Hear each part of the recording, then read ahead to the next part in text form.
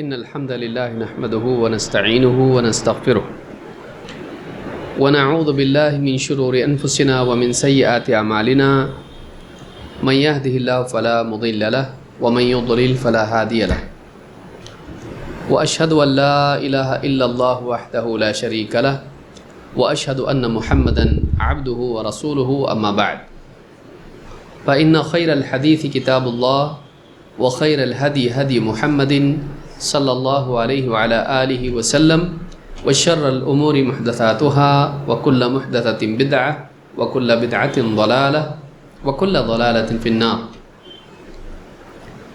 قال الله تبارك وتعالى قد أفلح المؤمنون الذين هم في صلاتهم خاشعون.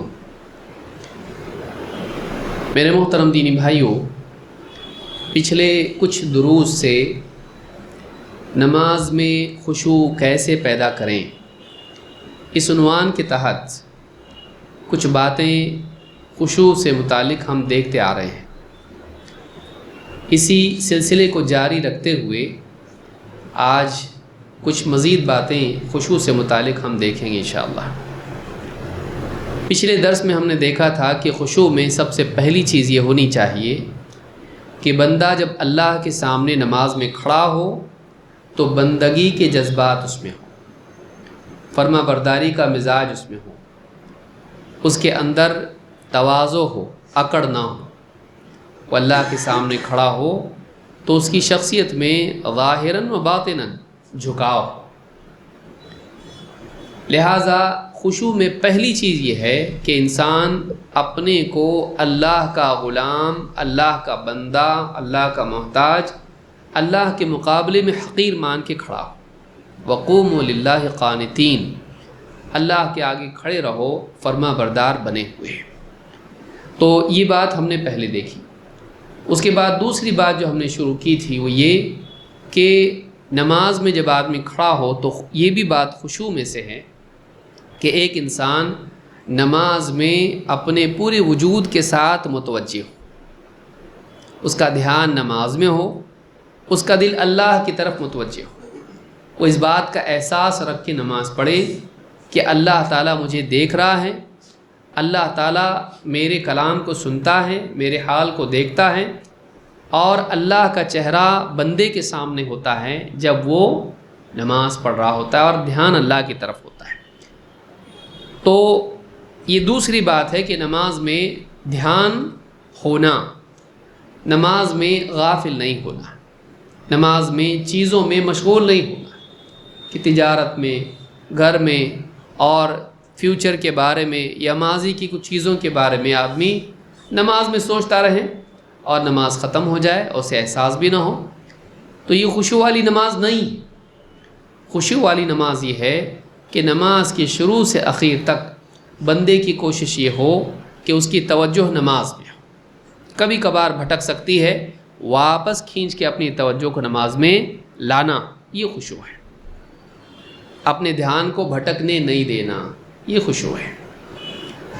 اس تعلق سے قرآن کریم میں اللہ رب العالمین نے ان لوگوں کی برائی بیان کی ہے جو نماز کے بارے میں لاپرواہ ہیں. اللہ تعالیٰ قرآن کریم میں فرماتا ہے فَوَيْلٌ لِّلْمُصَلِّينَ الَّذِينَ هُمْ عَنْ صَلَاتِهِمْ سَاهُونَ. تو بربادی ہے، تباہی ہے ان نمازیوں کے لیے جو اپنی نمازوں کے بارے میں لاپرواہ ہیں.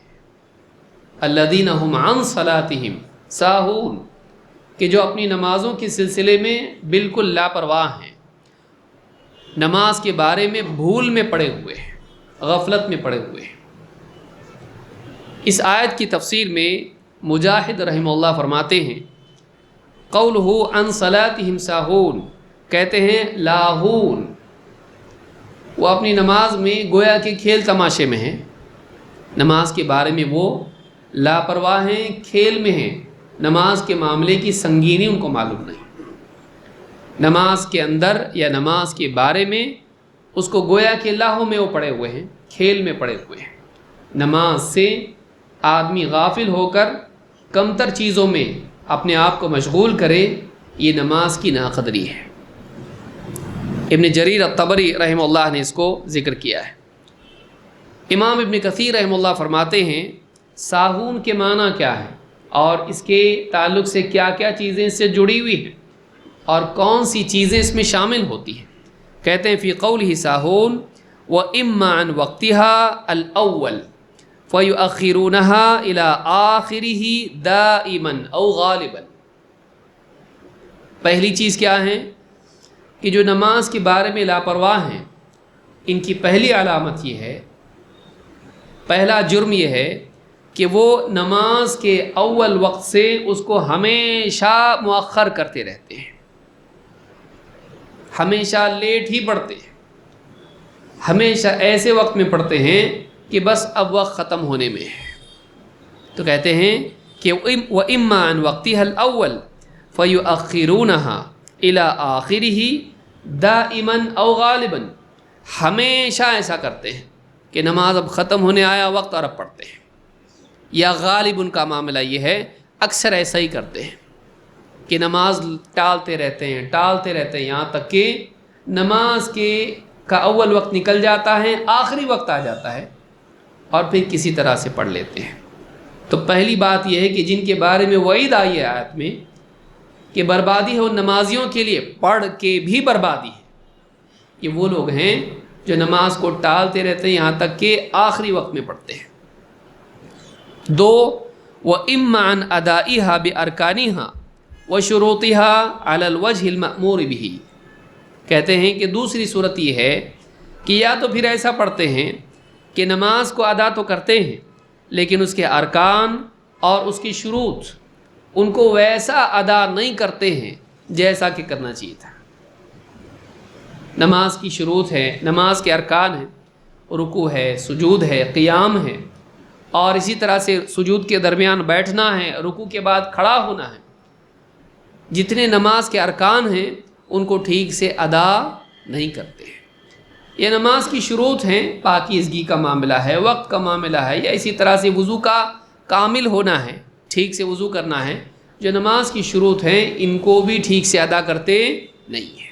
لاپرواہی سے کسی طرح سے شروط نماز کی پوری کر لی، ارکان اس کے ادا کر دیے، لاپرواہی سے صحیح ڈھنگ سے نماز نہیں پڑھتے جیسا کہ پڑھنا چاہیے. پھر کہتے ہیں کہ وَإِمَّا عَنِ الْخُشُوعِ فِيهَا وَالتَّدَبُّرِ لِمَعَانِيهَا فَاللَّفْظُ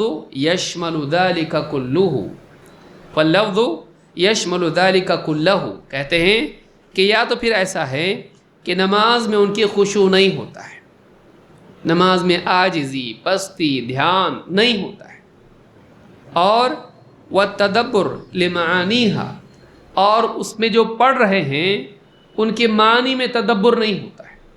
کیا پڑھ رہے ہیں معلوم نہیں. سورۃ الفاتحہ سے لے کے نماز کے سلام تک، شروع سے لے کے تکبیر سے لے کے سلام تک جو کلمات زبان سے پڑھتے ہیں ان کے معنی میں غور نہیں کرتے ہیں، دھیان نہیں دیتے ہیں کہ کیا پڑھ رہے ہیں. یہ بھی کیا ہے؟ نماز میں نماز پڑھ کے بربادی ہے ایسے انسان کے لیے. کہتے ہیں کہ فَاللَّفْظُ يَشْمَلُ ذَلِكَ كُلَّهُ. یہ جو لفظ ہے ساہون، الَّذِينَ هُمْ عَنْ صَلَاتِهِمْ ساہون، کہ جو نماز میں سہو میں پڑے ہوئے ہیں، نماز کے سلسلے میں بھول میں، لاپرواہی میں، بے فکری میں پڑے ہوئے ہیں، غفلت میں پڑے ہوئے ہیں. تو یہ کون لوگ ہیں؟ ان میں یہ سب آتے ہیں کہ نماز کے وقت کو ٹالنا، نماز کی شروط و ارکان کو ادا نہیں کرنا جیسا کہ اللہ نے حکم دیا ہے، اور تیسرے یہ کہ نماز میں جو پڑھ رہے ہیں اس کی بالکل بھی اس کا شعور نہیں ہونا، بس پڑھتے چلے جانا، دھیان نہیں دینا کیا پڑھ رہے ہیں. وَلَٰكِن مَّنِ اتصف بِشَيْءٍ مِّن ذَلِكَ قِسْطٌ مِّن هَٰذِهِ الْآيَةِ. کہتے ہیں کہ ہاں جو آدمی ان میں سے جتنا حصہ اس کا ہوتا ہے کوتاہی کے اعتبار سے، تو وعید کے اعتبار سے بھی اتنا ہی حصہ اس کا اس میں ہے. وَمَنِ اتصف بِجَمِيعِ ذَلِكَ فَقَدْ تَمَّ لَهُ نَصِيبُهُ مِنْهَا وَكَمُلَ لَهُ النِّفَاقُ الْعَمَلِي. اور کہتے ہیں کہ اور جو آدمی ان ساری چیزوں کو جمع کر لے، وقت کے بارے میں لاپرواہی، ارکان کے بارے میں لاپرواہی، اور دھیان کے بارے میں لاپرواہی، معنی کے فہم اور تدبر کے بارے میں لاپرواہی، اگر ان سب چیزوں کو جمع کر لیں تو اس آدمی نے اس وعید کو پوری طرح سے حاصل کر لیا. اور وَكَمُلَ لَهُ النِّفَاقُ الْعَمَلِي، اور ایسے انسان کے لیے عملی نفاق کامل ہو گیا. ایسا آدمی عملی اعتبار سے نفاق کی بیماری میں مبتلا ہے، یا عملی اعتبار سے نفاق میں پڑا ہوا ہے. نفاق کیا ہے؟ ظاہر میں اسلام، باطن میں کفر. ظاہر میں اچھا، باطن میں برا. تو ٹھیک ہے، اسلام سے باہر تو نہیں گیا کیونکہ اس کا اعتقادی نفاق تو نہیں ہے، اسلام کو نہیں مانتا، ایسا تو نہیں ہے. مانتا ہے لیکن صرف مانتا ہے، عملاً اس کی تطبیق زندگی میں نہیں ہے. اور دین میں سب سے عظیم الشان چیز، اسلام میں سب سے بڑی چیز نماز کے بارے میں بظاہر تو پڑھ رہا ہے لیکن ویسے نہیں پڑھ رہا ہے جس کو اچھا پڑھنا کہا جا سکتا ہے. تو ایسا انسان کس بیماری میں ہے؟ نفاق کی بیماری میں ہے، جو اعتقاد والا نفاق نہیں ہے، عقیدے والا نفاق نہیں ہے، عمل والا نفاق ہے. تو معلوم یہ ہوا کہ نماز میں دھیان نہیں دینا، خشوع کا اہتمام نہیں کرنا انسان کو عملی اعتبار سے نفاق کے کنارے پہنچا دیتا ہے. اس لیے نماز کا صحیح طور پر ادا کرنا ضروری ہے. خشوع اتنا اہم ہے. یہاں ابن کثیر رحمہ اللہ نے نفاق کا ذکر کیا، یوں ہی نہیں کیا ہے. قرآن میں اللہ تعالیٰ نے منافقین کے حال کو بیان کیا کہ نماز میں وہ اللہ کو یاد نہیں کرتے. اللہ تعالیٰ قرآن کریم میں فرماتا ہے ان المنافقین یخادعون اللہ وهو خادعهم واذا قاموا الى الصلاة قاموا كسالى یراؤون الناس ولا يذكرون اللہ الا قلیلا. کہتے ہیں اللہ تعالیٰ فرماتا ہے منافقین اپنے گمان میں اللہ کو دھوکہ دینا چاہتے ہیں. وہ یہ سمجھ رہے ہیں کہ اللہ کو دھوکہ دے رہے ہیں، مسلمانوں کو دھوکہ دے رہے ہیں اپنے نفاق کو چھپا کر. نبی صلی اللہ علیہ وسلم سے نفاق کو چھپانے کی کوشش کر رہے ہیں، گویا کہ اللہ کو دھوکہ دے رہے ہیں. یخادعون اللہ وهو خادعهم، حالانکہ حقیقت یہ ہے کہ اللہ تعالیٰ ہی انہیں دھوکے میں رکھے ہوئے ہیں. وَإِذَا قَامُوا إِلَى الصَّلَاةِ قَامُوا كُسَالَى، جب نماز کے لیے کھڑے ہوتے ہیں تو بالکل بوجھل بن کر، نہ چاہتے ہوئے کہ کوئی بہت بڑا بوجھ ان پر ہے اس کو ادا کرنا ہے، نہ چاہتے ہوئے، کراہت کے ساتھ. وَإِذَا قَامُوا إِلَى الصَّلَاةِ قَامُوا كُسَالَى، جب نماز کے لیے کھڑے ہوتے ہیں، اٹھتے ہیں تو کیسے اٹھتے ہیں؟ بوجھل بن کر. یراؤون الناس، لوگوں کو دکھاوا کرتے ہیں. نماز اللہ کے لیے نہیں پڑھتے ہیں. کس لیے پڑھتے ہیں؟ تاکہ لوگ دیکھیں یہ بھی نمازی ہے. ہاں یہ نماز کو آتا ہے تو یہ منافق نہیں ہے. اپنے نفاق کو چھپانے کے لیے، لوگوں کو دکھانے کے لیے نماز پڑھتے ہیں. نمازی کہلانے کے لیے نماز پڑھتے ہیں، اللہ کے تقرب اور اللہ کی عبادت کے لیے نہیں. یراؤون الناس ولا یذکرون اللہ الا قلیلا. اور آخری بات کیا بیان کی؟ اور اللہ کو یاد نہیں کرتے مگر بہت تھوڑا. اللہ کو نہیں کے برابر یاد کرتے ہیں، اتنا کم کہ جو کوئی بھی قابل قدر نہ ہو، قابل ذکر نہ ہو، اتنا کم اللہ کو یاد کرتے ہیں. تو نفاق کی علامات میں سے، منافقین کی علامات میں سے اللہ تعالیٰ نے ایک علامت کیا ذکر کی؟ وَلَا يَذْكُرُونَ اللَّهَ إِلَّا قَلِيلًا. ان کی نمازوں میں اللہ کا دھیان، اللہ کی یاد نہیں ہوتی ہے، نہیں کے برابر ہوتی ہے. اتنا کم. بھولے بھٹکے یاد کر لیا تو ٹھیک، ورنہ نہیں، ورنہ کسی اور چیز میں مگن ہوگا. اب غور کریں، یہ نفاق کی علامات میں سے ہے، یہ منافق کی بیماریوں میں سے ہیں کہ وہ نماز میں اللہ کو یاد نہیں کرتا ہے. اگر ہماری نماز کا یہ حال ہے تو ہم بھی کسی نہ کسی اعتبار سے ان کی بیماری میں مبتلا ہیں. اس لیے اپنی نماز میں دھیان اللہ کی طرف ہونا چاہیے. تو خشوع میں ایک چیز کیا ہے؟ دوسری بات کہ ایک انسان اپنے قلب سے اللہ کی طرف متوجہ ہو، اپنے مالک، اپنے رب، اپنے خالق، اپنے رازق، اپنے معبود کی طرف اس کا دھیان ہونا چاہیے۔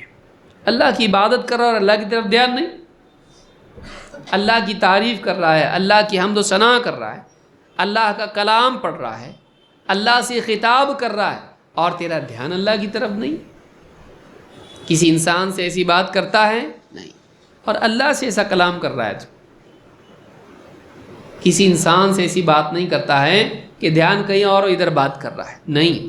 اور جتنا بڑا ہوتا ہے جس سے بات کرنی ہے، جتنے بڑے مرتبے کا ہوتا ہے، اتنی توجہ کے ساتھ بات کرتا ہے کہ کہیں اس کو برا نہ لگے، کہ کسی بادشاہ کے سامنے کھڑا ہو اور کہیں اور دیکھ کے بات کرتا نہیں کرتا، کیوں؟ اس کو برا لگے گا۔ اور اللہ کے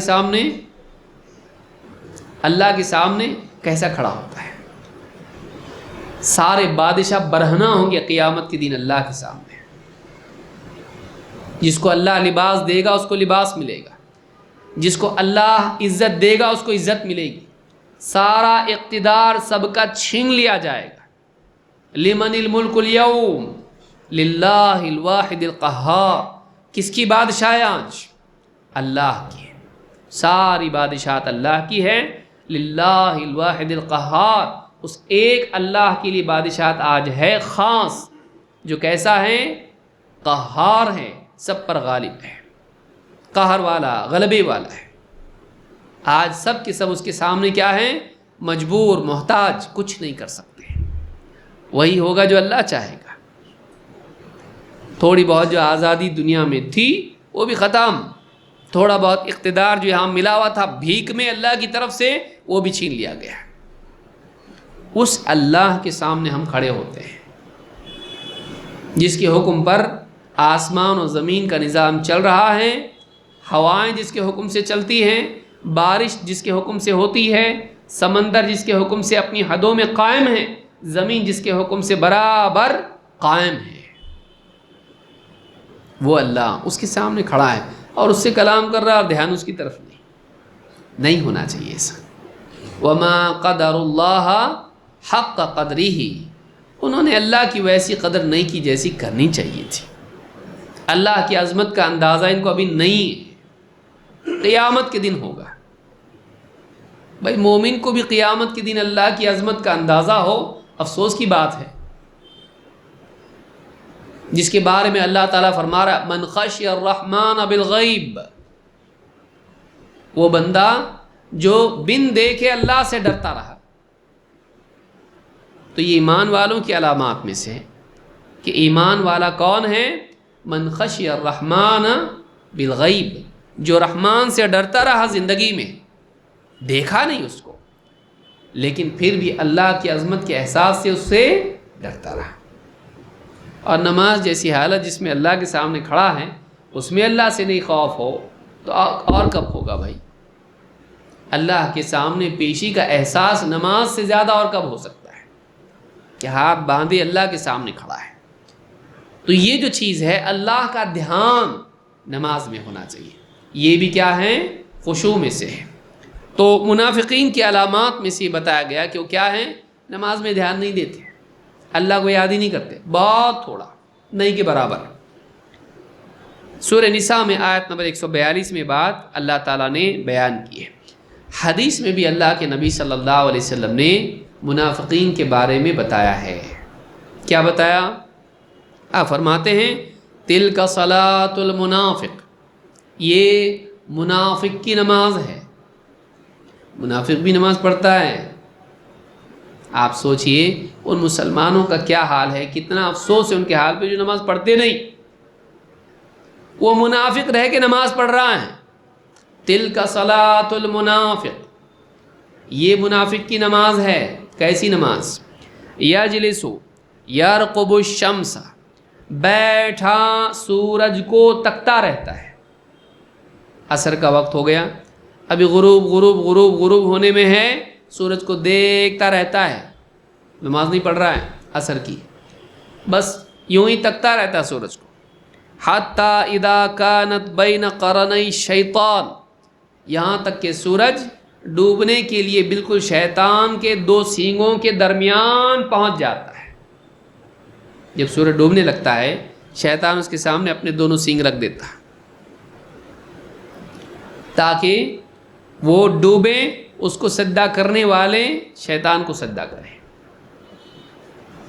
سورج کو سجدہ کرنے والے کس کو سجدہ کرتے ہیں؟ شیطان کو. وہ بیچ میں آ جاتا ہے. اسی لیے ہم کو بھی اس وقت میں کیا ہے، نماز پڑھنے سے منع کیا گیا کہ نماز کی شروعات اس وقت میں کرو مت. نفل نماز سے ہم کو منع کر دیا گیا ہے. تو کہا کہ یجلس یرقب الشمس حتی اذا كانت بین قرنی الشیطان قام فنقرها اربعا. سورج ڈوبنے لگ جاتا ہے، ایک دم ابھی غروب ہونے میں ہی ہے، شروع ہوا پھر کیا کرتا ہے، اٹھتا ہے اور 4 ٹھونگ لگا دیتا ہے. مسند احمد کی روایت میں ہے فَنَقَرَهَا نَقَرَاتِ الدِّيكِ، کوے کی طرح یا مرغے کی طرح کیا کرتا ہے، ٹھونگ لگا دیتا ہے. جیسا کوئی پرندہ ہوتا ہے، کوا ہے، مرغا ہے، مرغی ہے، دانہ چگتے وہ کیا کرتے ہیں، ایک دم اس طرح سے ٹھونگ لگا دیتے ہیں. اتنی تیزی سے رکوع اس کے ہوتے ہیں، اتنی تیزی سے سجدے اس کے ہوتے ہیں، فٹافٹ ایک دم تیز تیز نماز پڑھ لیتا ہے، رکوع سجدے ایک دم تیز تیز کر لیتا ہے. فَنَقَرَهَا نَقَرَاتِ الدِّيكِ لَا يَذْكُرُ اللَّهَ فِيهَا إِلَّا قَلِيلًا. اس میں اللہ کو نہیں یاد کرتا مگر بہت تھوڑا. اس میں اللہ کو نہیں یاد کرتا، اور کرتا بھی ہے تو بہت تھوڑا، اتنا تھوڑا کہ جس سے کام نہ چلے، اتنا تھوڑا کہ جس سے کام نہ چلے. مثال کے طور پر کوئی آدمی بہت پیاسا ہے، ذرا پانی لاؤ بھائی، اور کوئی آدمی ایک چمچہ بھر کے اس کو پانی دے، کام چلتا اس سے؟ ہاں. کوئی آپ کے ہاتھ میں بوتل ہے پانی کی، کوئی آدمی ذرا پانی لاؤ، آپ اس کے ڈھکن میں پانی دیے، اس کو پی. پانی مانگا پانی دیا، بولے اتنا پانی کوئی پانی نہیں ہے. ویسا ہی اللہ کی یاد کو یاد ہے یہ اتنی، ایک آدھ لمحے کے لیے یاد کر لیا اور اتنی پوری نماز میں بھولا رہا، اور بس ذرا سے یاد کر لیا اللہ کو، اتنا کم کہ جس کی کوئی قیمت نہ ہو، اتنا کم نہیں چلے گا. اسی لیے کہا کہ لا يذكر الله فيها الا قليلا، اللہ کو یاد نہیں کرتا مگر بہت تھوڑا. کون؟ منافق. ہماری نماز ہم دیکھ لیں، اگر وہ تھوڑا بھی ہماری نماز میں نہیں ہے تو پھر ہم کہاں ہیں، ہم کہاں ہیں. لہٰذا اپنی فکروں کو سمیٹ کر نماز میں اللہ کی طرف کرنا چاہیے. تو 10 منٹ کے لیے بھی اللہ کا نہیں ہو سکتا، تو 10 منٹ کے لیے بھی نہیں. کرکٹ کا میچ کئی گھنٹے دیکھتا ہے، ہر اوور دیکھتا ہے، شرم نہیں آتی ہے. کئی گھنٹے فلمیں دیکھتا ہے، ذرا نگاہ یہاں سے وہاں نہیں کرتا ہے. ٹیلی ویژن پر، ہاں تھیٹر میں نگاہ بالکل ٹکی رہتی ہے، کیا ہٹ جائے اتنا. اور نماز میں تو دھیان نہیں دے سکتا، نماز میں دھیان نہیں دے سکتا. تو فضولیات پہ، خرافات پہ، بے حیائی پہ، سب پہ دھیان دیتا ہے، لیکن تو دھیان نہیں دے سکتا ہے. تو نماز میں اللہ کی طرف تو کیسا مسلمان ہے، کیسا مسلمان ہے. اور کوشش بھی نہیں کرتا ہے، بہانہ بناتا ہے، پھر دھیان تو اپنا ٹکتا نہیں ہے، اور باقی چیزوں میں ٹکتا ہے. یہ نہیں کہ تو ٹکا نہیں سکتا ہے، باقی چیزوں میں ٹکتا ہے، صرف اس میں نہیں ٹکتا ہے. کوئی آدمی ڈاکٹر اگر دوائی کا علاج بتائے دھیان دیتا ہے، کوئی آدمی تجارت کا کوئی ہنر بتائے دھیان دیتا ہے. کون سا مال کہاں سے لینا، کہاں ڈالنا، کتنے میں ملے گا، کتنا اس کا ڈسکاؤنٹ ملتا، کیا کیا سب جو بتائے گا برابر بولتا لکھ کے لو بھائی، سب ادھر ہے، دھیان سے سن رہا ہوں میں. اور نماز میں نہیں، اللہ کے کلام پہ تیرا دھیان نہیں، اور لوگوں کے کلام پہ تیرا دھیان ہے. تو نہیں کر سکتا ایسا نہیں ہے، کر سکتا ہے لیکن کرتا نہیں. تیری نماز کا یہ حال ہے. کیسا مسلمان ہے. تو اللہ کے لیے، اور یہ بھی نہیں کہ صبح سے شام تک تجھ کو دھیان دینے کے لیے بولا جا رہا ہے، ایسا ہے نہیں ہے۔ منٹ 10 منٹ مشکل سے، 2 رکعت سے لے کے 4 رکعت، اس سے بڑی نماز ہی نہیں۔ 5 نمازوں میں کم سے کم 2، زیادہ سے زیادہ 4، اس سے زیادہ نماز ہی نہیں۔ اتنے میں بھی نہیں دے سکتا دھیان، کیسا مسلمان ہے تو؟ باقی چیزوں میں گھنٹوں گھنٹوں بیٹھتا ہے، نماز میں 10 منٹ تو اپنا دھیان نہیں، ساری چیزیں بھی بازو، صرف نماز ابھی۔ ایسا کیوں نہیں کر سکتا تو؟ چاہتا ہی نہیں ہے۔ ارادہ تو کر، دل میں ارادہ تو کر کہ میں اب ایسا کروں گا۔ 10 میں سے 5 بار بھی ہونے لگے تو عادت ہو جائے گی، دھیرے دھیرے 5 کا 6، 6 کا، اس طرح سے ہو جائے گا۔ دن بھر میں 5 نمازوں میں اگر 3 نمازوں میں بھی ہونے لگے، بقیہ 2 میں آسانی سے آ جائے گا۔ لیکن کوشش تو کر، ایک تو نماز ایسی پڑھ لے۔ یہ کہہ کے مت چھوڑ کہ اپنے سے نہیں ہوتا بھائی، یہ اللہ والوں کا کام ہے، ٹھیک ہے پھر جنت میں بھی اللہ والے جائیں گے تو مت جا، چلے گا نہیں، تو بھی جنت میں جانا چاہتا ہے تو جنت میں جانے کے لیے جنت والے اعمال اور اوصاف پیدا کرنا بھی تو ضروری ہے۔ لہذا نماز میں چیز ضروری ہے۔ تو منافق کی نماز ہے کہ بیٹا سورج کو تکتا رہتا ہے، یعنی نماز کے اوقات ضائع کرتا ہے۔ 2، نماز پڑھتا ہے تو کیسی پڑھتا ہے؟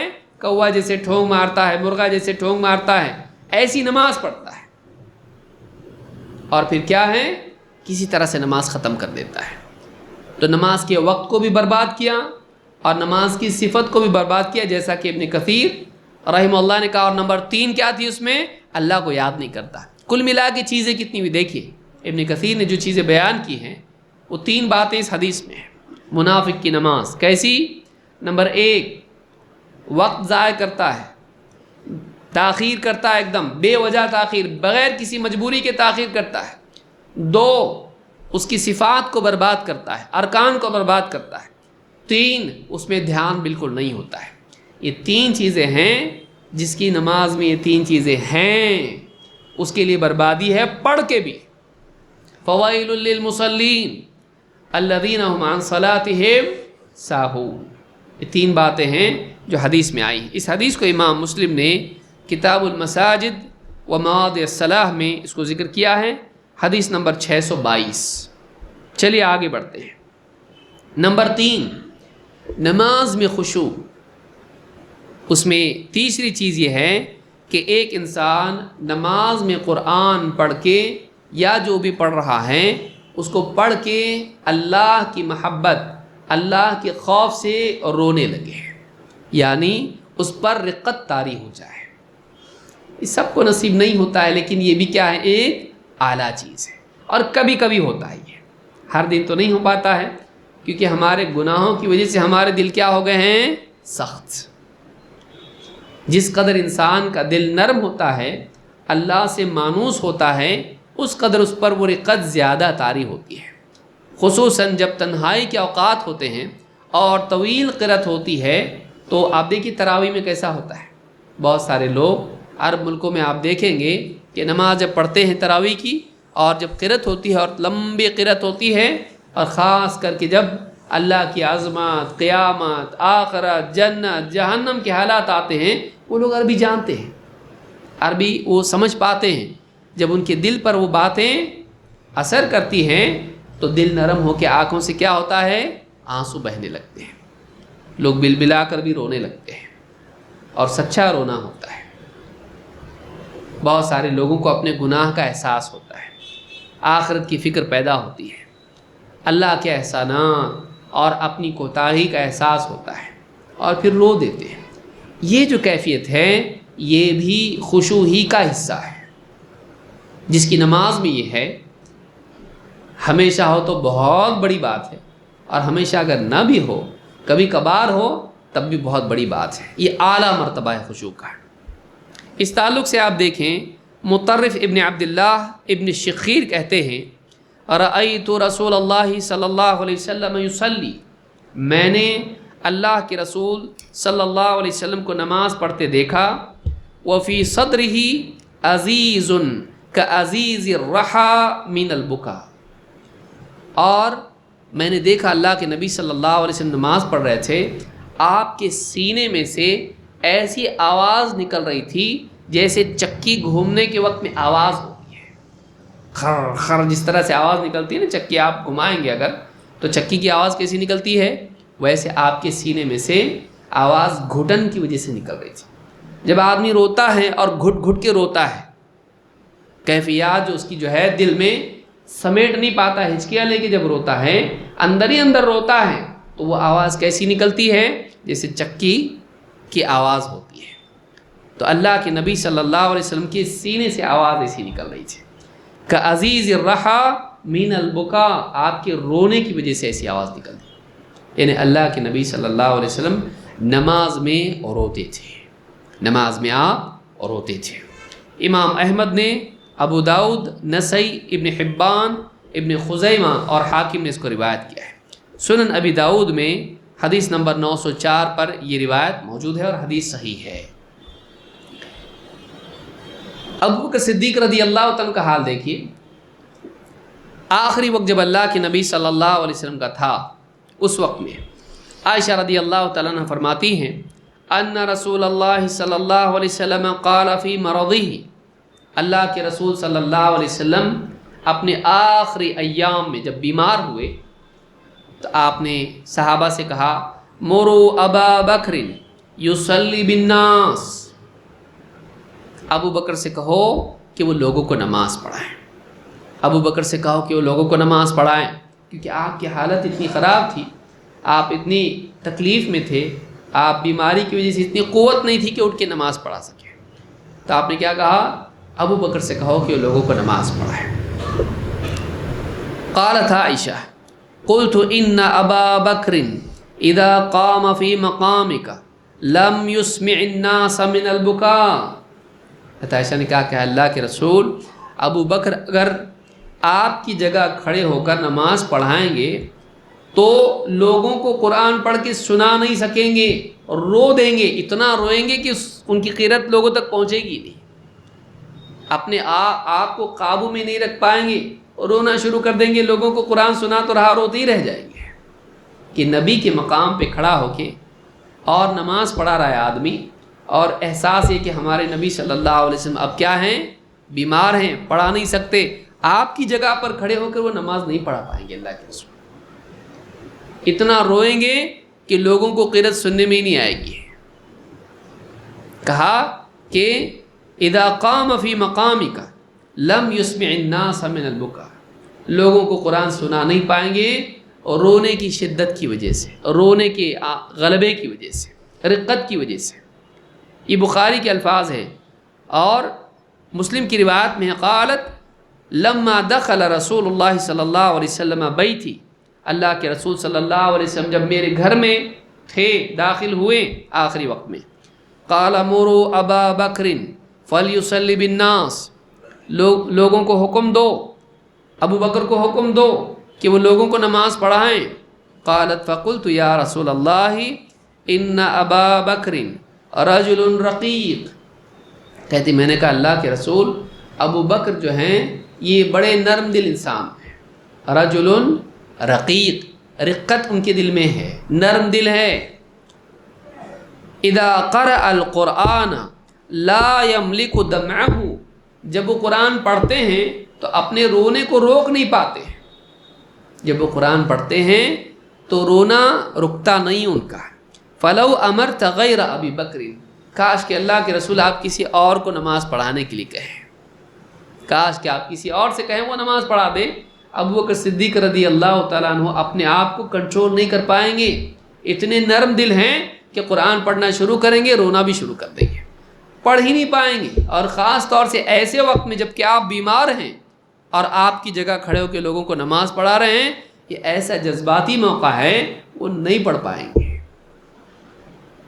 تو نماز میں قرآن پڑھ کے رونا یہ خوبی ہے۔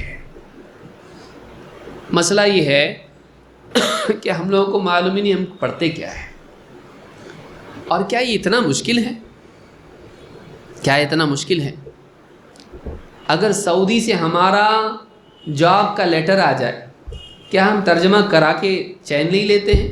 ایک سے نہیں، دو سے نہیں، تین سے نہیں، چار سے پوچھتے ہیں ذرا بتائیے اس میں کیا ہے، کیا کیا ساتھ لانا ہے، کیا کنڈیشنز ہیں، کیا مسئلہ ہے، کیا ایسا ہے، کیا کیا لکھا ہے، ایک ایک جملہ اس کا سمجھتے ہیں، کئی لوگوں سے سمجھتے ہیں۔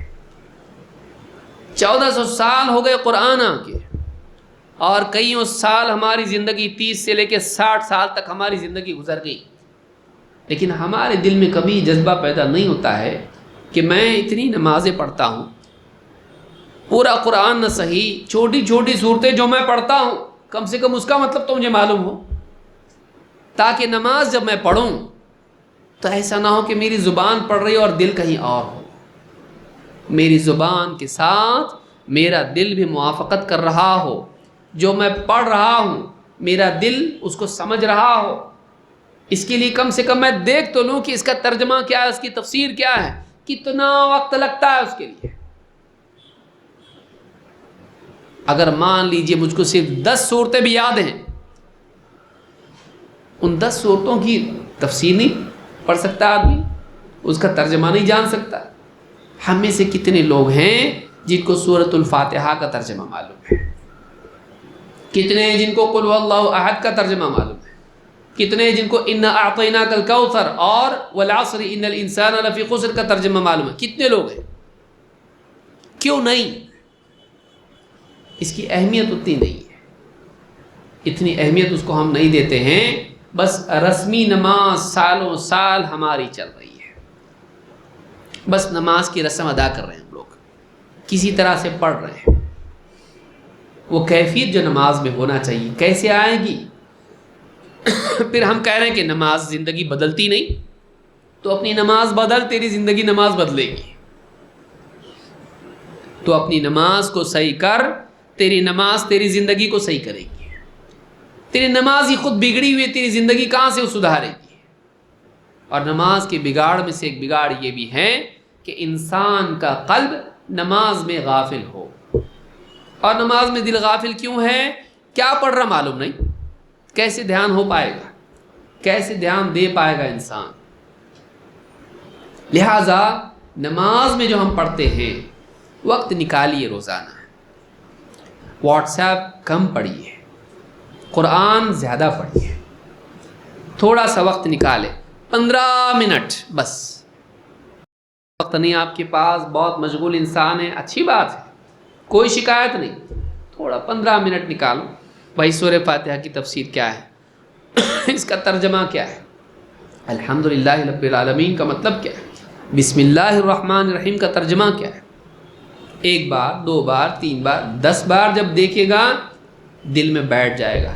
جب نماز میں کہے گا الحمدللہ رب العالمین، ساری تعریف اللہ کے لیے ہے جو سارے جہانوں کا، سارے عالمین کا، ساری مخلوقات کا رب ہے، اثر پڑے گا دل پہ، دل پہ اثر پڑے گا۔ ایک آیت دل پہ اثر ڈالے گا۔ الرحمن الرحیم، بڑا مہربان ہے، رحمان ہے، رحیم ہے، رحم کرنے والا ہے۔ مالک یوم الدین، بدلے کے دن کا مالک ہے۔ یہ جب یاد رہے گا تو سارا یاد آئے گا نا، قیامت کا دن آنے والا ہے، حساب دینا ہے۔ ایاک نعبد و ایاک نستعین، اے اللہ ہم تیری عبادت کرتے ہیں اور تجھی سے مدد مانگتے ہیں۔ یہ پڑھنے والا درگاہ پہ جائے گا؟ معلوم ہی نہیں۔ فاتحہ دے رہا ہے اور اس میں سورہ فاتحہ میں پڑھ رہا ہے اللہ ہم تیری عبادت کرتے ہیں، تجھی سے مدد مانگتے ہیں۔ کتنا افسوس ہے، کیوں؟ اس لیے کہ نہیں جانتا کیا پڑھ رہا ہے، نہیں جانتا کیا پڑھ رہا ہے۔ کاش کہ ایک مسلمان تھوڑا سا وقت نکال کے قرآن کریم کے معنی کو سمجھنے کی کوشش کرے، کم سے کم اتنا جتنا نماز میں پڑھتا ہے، کم سے کم اتنا تو پڑھ سکتا ہے۔ پورا قرآن نہیں پڑھا، ٹھیک ہے بھائی، کوئی شکایت نہیں، کم سے کم اتنا تو جان لے جتنا تو نماز میں پڑھتا ہے۔ وہ بھی نہیں، وہ بھی نہیں، اور پھر بولتا ہے کہ ساری کتابوں میں سب سے زبردست قرآن ہے، ساری کتابوں میں سب سے زبردست کتاب قرآن ہے، اور غیر مسلم سے کہتا ہے ذرا پڑھو سمجھ میں آئے گا کیا صحیح کیا غلط ہے، تو پڑھا؟ خالی باتیں ہیں. اگر وہی عظمت ہوتی تو پہلے تو پڑھتا. وہی عظمت ہوتی واقعی یہ زبان سے تیرے جو نکل رہا ہے اس کی اہمیت اگر تو ماننے والا ہوتا پہلے تو پڑھتا. اس لیے یاد رکھیں شروع سے لے کے آخر تک جو کلمات ہم نماز میں پڑھتے ہیں ایک ایک لفظ اس کا ہم کو معلوم ہو. یہ ضروری ہے خشوع کے لیے. تو نماز میں یہاں پر آپ دیکھیے نماز میں خشوع میں ایک چیز یہ بھی ہے کہ انسان نماز میں جو پڑھ رہا ہے اس کو جانے اور اس کا اثر اس کے دل پر ہو. نرم دل کے ساتھ نماز پڑھے اور اس کو رونا ہے. رونا لا تو نہیں سکتا ہے, زبردستی رونا نہیں ہے, لیکن یہ کہ ایک انسان اگر سمجھتا ہے کیا پڑھ رہا ہے اور اپنے قصور کا اعتراف لے کے پڑھے, اللہ کی عظمت کے شعور کے ساتھ پڑھے تو اپنے آپ اس کو رونا آئے گا. اپنے آپ اس کو رونا آئے گا. لوگوں میں نہ صحیح, لوگوں میں بچائے اپنے آپ کو, تنہائی میں اس کو رونا آئے گا. رات کا قیام ہے, 2 رکعت اچھی سے پڑھ لے, ہو سکتا ہے یہ 2 رکعت تیری نجات کا ذریعہ بن جائے کہ 2 رکعتوں میں جتنا پڑھا اتنا سمجھ کے پڑھا اور کیفیت کے ساتھ پڑھا.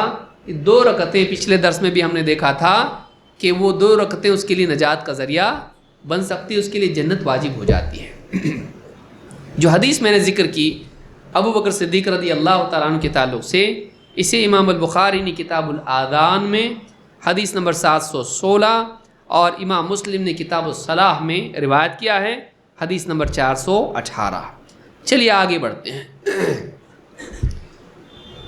عمر فاروق رضی اللہ تعالیٰ کو لوگ سمجھتے بڑے سخت انسان تھے, مضبوط دل والے ایک دم, ہاں, لیکن ان کا حال بھی دیکھیے. عبداللہ ابن شداد کہتے ہیں سمعت نشیج عمر وانا فی آخر الصفوف فی صلاة الصبح. میں صبح کی نماز میں, باجماعت نماز فجر کی نماز میں آخری صف میں ہوا کرتا تھا, لیکن اس کے باوجود میں حضرت عمر رضی اللہ تعالیٰ عنہ کا جو کہ امام ہوا کرتے تھے ان کا رونا سنتا تھا. وہ نماز میں روتے تھے اور ان کے رونے کی آواز کہاں تک آتی تھی؟ آخری صف تک. سمعت, میں نے سنا حضرت عمر رضی اللہ تعالیٰ عنہ کو روتے ہوئے نماز میں, وَأَنَا فِي آخِرِ الصُّفُوفِ فِي صَلَاةِ الصُّبْحِ, اور میں نماز میں فجر کی نماز میں آخری صف میں تھا. وَهُوَ يَقْرَأُ إِنَّمَا أَشْكُو بَثِّي وَحُزْنِي إِلَى اللَّهِ. حضرت عمر پڑھ رہے تھے سورہ یوسف کی آیت, حضرت یعقوب کا جملہ کیا؟ إِنَّمَا أَشْكُو بَثِّي وَحُزْنِي إِلَى اللَّهِ, میں اپنی پریشانی اور اپنے غم کا شکوہ اللہ ہی سے کرتا ہوں. میرا دکھ, میری پریشانی میں لوگوں کے سامنے کیا بیان کروں, میں اللہ ہی سے بیان کرتا ہوں اس کو. اللہ ہی میری سننے والا ہے, اللہ ہی میرا دکھڑا سننے والا, میرے مسائل کو حل کرنے والا. میں اللہ ہی کے سامنے اپنے مسائل بیان کرتا ہوں, میں اپنے دکھ کا اظہار میں اللہ ہی کے سامنے کرتا ہوں. یہ آیت پڑھ کے حضرت عمر رضی اللہ تعالیٰ رونے لگ گئے. کہا کہ میں نے خود سنا حضرت عمر کے رونے کی آواز, جبکہ اتنا روئے کہ میں آخری صف میں تھا لیکن مجھے آواز ان کی آ رہی تھی. صحابہ ایسے نرم دل لوگ تھے, اللہ سے ڈرنے والے, آخرت کی فکر کرنے والے اور حق بات کے آگے جھک جانے والے, اور ایسے کہ اللہ کے کلام سے ان کے دلوں پر اثر ہوتا تھا. وہ پتھر دل لوگ نہیں تھے, وہ میدان جنگ میں بڑے سخت تھے, لیکن نماز کی صفوں میں نرم انسان تھے. وہ جنگ کی صفوں میں کیسے تھے؟ ایک دم مضبوط صف میں بہادر, جنگ کی صفوں میں کھڑے ہوتے تو بہادر تھے, سخت تھے, ایک دم مضبوط تھے. لیکن جب نماز کی صف میں کھڑے ہوتے تھے تو عاجز بندے اور نرم دل اللہ کے آگے ڈھہ جانے والے. ہمارا حال کیا ہے؟ ہم اپنے حال پہ غور کریں کہ ہماری نمازوں میں ہماری کیفیات کیا ہوتی ہیں. تو یہ جو روایت میں نے بیان کی حضرت عمر کے بارے میں, امام عبدالرزاق نے اپنی مصنف میں اس کو روایت کیا ہے, اور اسی طرح سے ابن ابی شیبہ نے بھی اپنی مصنف میں اس کو ذکر کیا ہے. مصنف عبدالرزاق روایت نمبر حدیث نمبر 2716. صحابہ کے آثار کو بھی حدیث کہا جاتا ہے, وہ موقوف ہوتی ہے. وہ روایت موقوف ہوتی ہے اور وہ بھی حدیث کے زمرے میں آتی ہے. اور امام ابن ابی شیبہ نے اس کو روایت کیا ہے. 35,527 پر اور اسی طرح سے 3,565 نمبر روایت پر یہ روایت موجود ہے. 2 مرتبہ اس کو 2 جگہ پر امام ابن ابی شیبہ اس کو لائے ہیں. اور امام البخاری نے بھی اپنی صحیح میں کتاب الاذان باب اذا بکى الامام فی الصلاۃ، امام جب نماز میں رو دے، امام بخاری نے باب قائم کیا صحیح بخاری میں کہ کیا امام بھی رو سکتا ہے، اس امام کا بیان جو نماز ہی میں رو دے فرض نماز میں. تو تعلیقاً اس کو امام البخاری نے اپنی صحیح میں ذکر کیا ہے. تو تیسری چیز کیا ہے؟ رقت قلبی. نماز کا خشوع کیا ہے کہ ایک انسان نرم دل کے ساتھ نماز پڑھے اور جو پڑھ رہا ہے اس کو سمجھے، یہاں تک کہ اسے وہ پڑھ کے اس کے اثرات دل پر ہوں اور آدمی رونے لگے، رقت اس پر طاری ہو جائے. یہ بھی نماز کے خشوع میں سے ہے. چلیے آگے بڑھتے ہیں. نمبر 4، نماز کے خشوع میں یہ بھی ہے کہ انسان کی نگاہ بھٹکے نہیں، بلکہ انسان کی نگاہ پوری نماز میں سجدے کی جگہ پر ہو. نگاہ کہاں ہونا چاہیے؟ سجدے کی جگہ پر. ہاں، اتحیات کے وقت میں جو انگلی سے آدمی دعا کرتا ہے اور انگلی کو حرکت دیتا ہے تو نگاہ کہاں ہونا چاہیے؟ اشارے پر، اشارے سے آگے نہیں بڑھے. تو اتحیات میں تو اشارے پہ ہو، باقی پوری نماز میں نگاہ مرکوز ہو کہاں؟ سجدے کی جگہ پر. یہ نہیں کہ آدمی پوری مسجد میں دیکھتا رہے، گھڑی دیکھ رہا ہے، پنکھے دیکھ رہا ہے، ٹیوب دیکھ رہا ہے، یہاں وہاں دیکھ رہا ہے. نہیں، سجدے کی جگہ پر نگاہ ہونی چاہیے. نگاہ جھکائے رکھنا یہ بھی کیا ہے؟ خشوع میں سے ہے. خشوع کے معنی ہی جھکاؤ کے ہیں. وخشعت الاصوات للرحمن خشعا ابصارهم. خشوع کے معنی ہی جھکا ہوا ہوتا ہے، پستی کے معنی ہے اس کے اندر. تو نماز میں آدمی کی نگاہ کہاں ہونا چاہیے؟ پست ہو، جھکی ہوئی نگاہیں ہوں.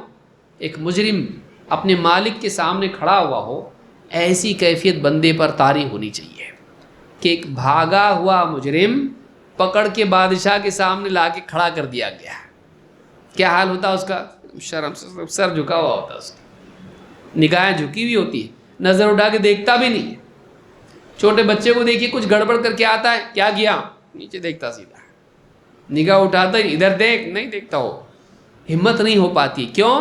جرم کا اعتراف اور احساس انسان کی نگاہوں کو جھکا دیتا ہے. شرمندگی اور عظمت کا احساس اور خوف انسان کی نگاہوں کو کیا کر دیتا ہے؟ جھکا دیتا ہے. بے فکری، گھمنڈ، لاپرواہی انسان کو بے فکر کر دیتی ہے، نگاہیں اس کی بالکل بھٹکتی رہتی ہے. نہیں ہونا چاہیے.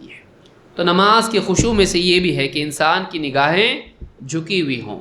قرآن کریم میں آپ دیکھیے اللہ تعالیٰ فرماتا ہے یوم یدعو الداعی الی شیء نکر. قیامت کا دن جب ایک پکارنے والا پکارے گا اور بلائے گا ایک ایسی چیز کی طرف جو بڑی ہی سخت ہوگی، منکر ہوگی، ایسی ہوگی جس میں تکلیف ہی تکلیف ہے. خش عن ابصارهم، نگاہیں جھکائیں، یخرجون من الاجداث، اپنی قبروں سے وہ نکل رہے ہوں گے، کأنہم جراد منتشر، گویا کہ بکھرے ہوئے پتنگے ہیں. قبروں سے نکلیں گے سب، لیکن نکلتے وقت حال کیا ہوگا ان لوگوں کا؟ مجرمین خصوصاً ان کا حال کیا ہوگا کہ خش عن ابصارهم، ان کی نگاہ کیا ہوں گی؟ خشوع والی ہوں گی، یعنی جھکی ہوئی ہوں گی. خشوع کے معنی ہی جھکاؤ ہے. نگاہیں جھکائے وہ بالکل پتنگے جیسے ہوتے ہیں، فوراً حشر میں جمع ہوں گے اپنی قبروں سے نکل کر. سورہ قمر آیت نمبر 6-7. قتادہ رحم اللہ فرماتے ہیں خش عن ابصارهم ای ذلیلۃ ابصارهم. قتادہ تابعی ہیں، اس آیت کی تفسیر میں کہتے ہیں کہ خش عن ابصارهم کا مطلب کیا ہے کہ ان کی نگاہیں خشوع والی ہوں گی. کہتے ہیں کہ ان کی نگاہیں ذلت آمیز ہوں گی، وہ ذلت سے ان کی نگاہیں جھکی ہوئی ہوں گی، اپنی ذلت کا احساس ان کو ہوگا. وہ جو ایک مجرم کو قیامت کے دن فیل ہوگا، ایک مومن کو اپنی نماز میں دنیا میں فیل ہوتا ہے. کہ میں اللہ کے مقابلے میں کتنا ذلیل، کتنا گناہگار، کیسا نافرمان بندہ ہوں اللہ کا، جیسا اللہ کی عبادت کرنا چاہیے تھا نہیں کیا میں۔ یہ جو احساس قیامت کے دن ان کو ہوگا، مومن کو دنیا ہی میں احساس ہوتا ہے، خصوصاً نماز میں، خصوصاً نماز میں، کہ اللہ کے سامنے اللہ کے آگے پیشی کی یاد دہانی ہے۔ نماز کیا ہے؟ اللہ کے سامنے ایک دن پیش ہونا ہے، زندگی کا حساب دینا ہے، اس پیشی کی یاد دہانی ہے نماز۔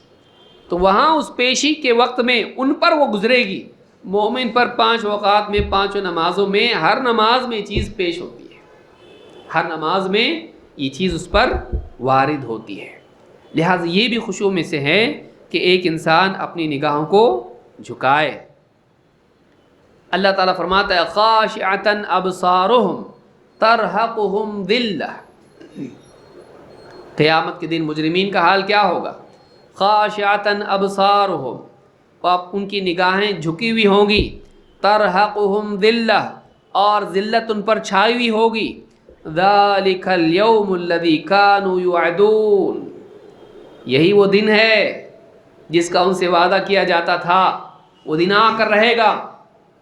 یہ جھٹلاتے تھے نا، کائے کی قیامت اور کائے کی موت کے بعد کی زندگی کچھ بھی نہیں ہے، مٹی مل کے ختم ہو جائیں گے، کچھ بھی نہیں ہے۔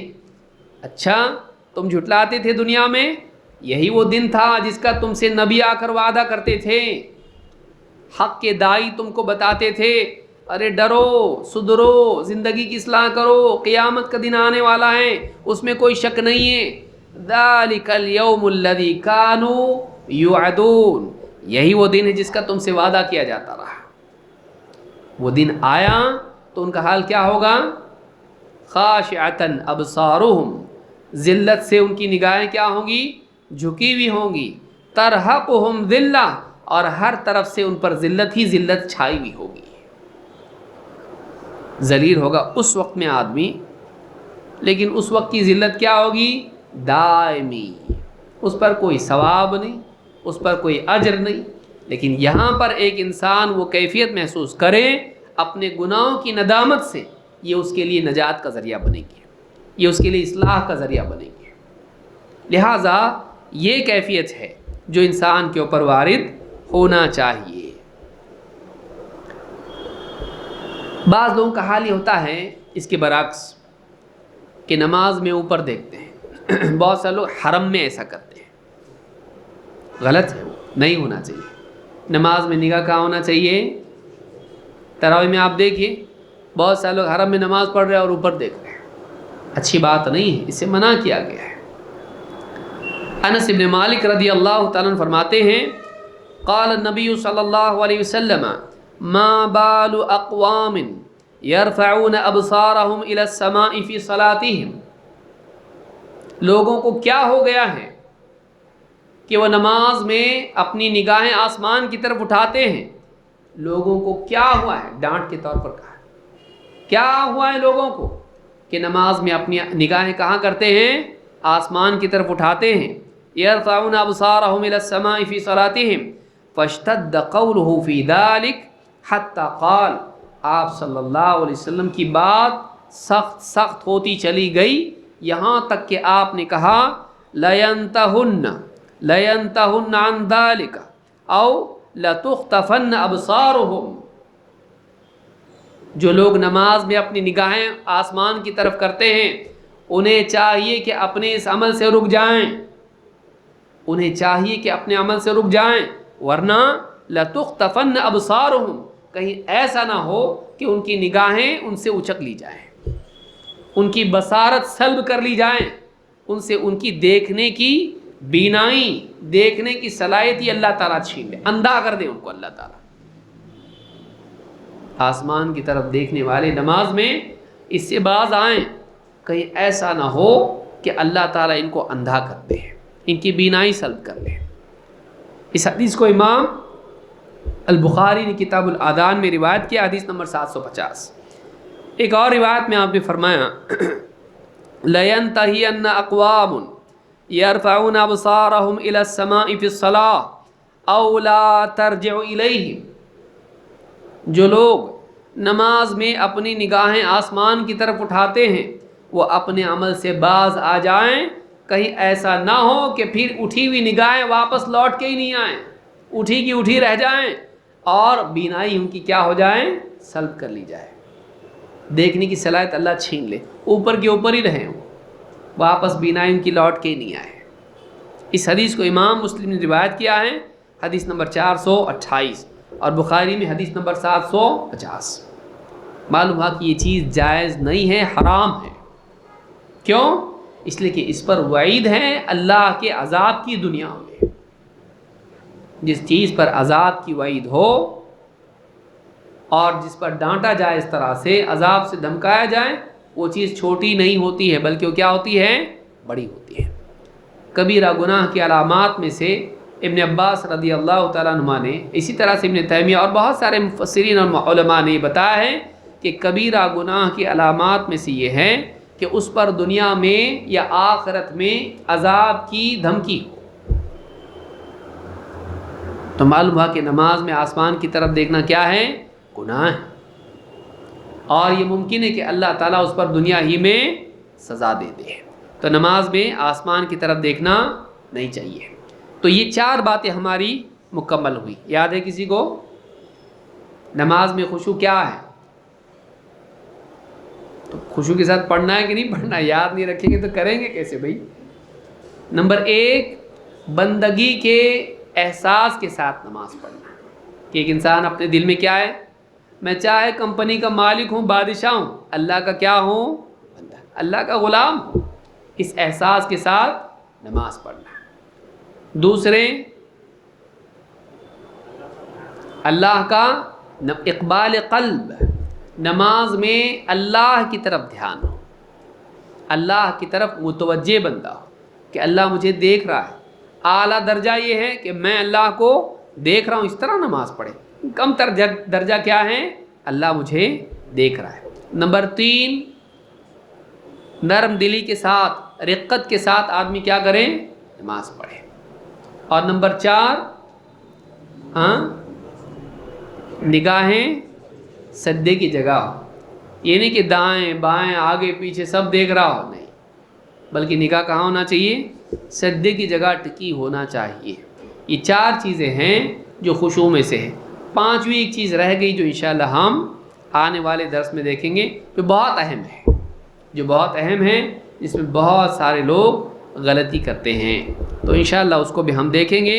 اور رکوع و سجود کو ٹھیک سے ادا کرنا، سکون سے رکوع کرنا، سکون سے سجدے کرنا، رکوع کے بعد سکون سے کھڑے ہونا، سجدوں کے درمیان سکون سے بیٹھنا۔ تراویح میں یہ قانون ٹوٹ جاتا، بہت ساری تراویح پڑھنے والے کیسا پڑھتے ہیں، ان کے پیچھے کوئی بوڑھا آدمی نماز پڑھ سکتا نہیں، ایک دوڑ لگی ہوتی ہے، رکعت کی گنتی پوری کرنا ہے، 20 رکعت پڑھنا ہے، بھائی بہت بڑا ماؤنٹ ایوریسٹ ہے۔ اس کے لیے کیا کرتے ہیں، ایسی تیز نماز، کام زیادہ ٹائم کم، 20 منٹ میں ریکارڈ بنانا ہے، 20 رکعت پڑھ کے ایسی تیز پڑھتے ہیں، قرآن بھی تیز، رکوع تیز، سجدے تیز۔ آدمی نماز، بوڑھا آدمی آگے بولے کیا نماز پڑھا ہے بھائی، آدمی کی پیٹھ دکھ جاتی ہے، وہ پکڑ ہی نہیں پاتا بوڑھا اس کو، پوری نماز میں 1 رکعت میں تو مل جائے امام صاحب، نہیں مل پاتے، اللہ کا بندہ ایک رکعت میں بھی ہاتھ میں نہیں آتا، ایسی تیز نماز پڑھاتا ہے، یہ نماز نہیں ہے۔ آنے والے درس میں انشاءاللہ ہم دیکھیں گے ایسی نماز پڑھنے والے کو اللہ کے نبی صلی اللہ علیہ وسلم نے فرمایا تیری نماز ہی نہیں، تو نے پڑھا ہی نہیں، تو نے نماز پڑھا ہی نہیں، پڑھ کے بھی نہیں پڑھا۔ تو انشاءاللہ اگلے درس میں ہم اس تعلق سے کچھ باتیں دیکھیں گے، پھر اس کے بعد ہم دیکھیں گے آنے والے دروس میں انشاءاللہ کہ وہ کیا کام ہیں جن سے نماز میں خشوع آ سکتا ہے، کیسے پیدا کرنا اپنے اندر ان چیزوں کو، نماز میں دھیان سے لے کے ساری چیزیں انشاءاللہ اس کو بھی ہم دیکھیں گے۔ یہ بہت اہم اور بہت عظیم الشان عنوان ہے، کیونکہ نماز صحیح، زندگی صحیح، آخرت صحیح، انجام صحیح، تو اگر یہ صحیح نہیں تو پھر کچھ بھی صحیح نہیں۔ اس لیے سب سے پہلے کیا کرنا چاہیے انسان کو، اپنی نماز کو صحیح کرنا چاہیے، اپنی نماز کی اصلاح سب سے پہلا اور سب سے اہم کام ہے عقیدے کی اصلاح کے بعد۔ اللہ تعالی ہم سب کو اس بات کی توفیق عطا فرمائیں اور خشوع کے ساتھ میں نمازیں ادا کرنے کی توفیق عطا فرمائیں۔ اقول ھذا واستغفر اللہ لی ولکم۔